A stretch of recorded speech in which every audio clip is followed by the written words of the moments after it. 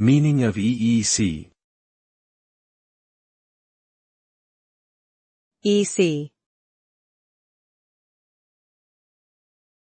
EEC. EEC. EEC.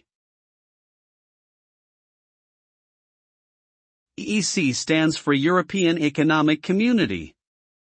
It was an organization established by the Treaty of Rome in 1957 to promote economic integration among its members. The original members were Germany, France, Italy, Belgium, Luxembourg, and the Netherlands.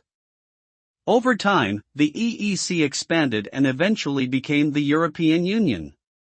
The EEC was instrumental in creating a common market with free movement of goods, services, capital and people, which helped to drive economic growth and integration among member states.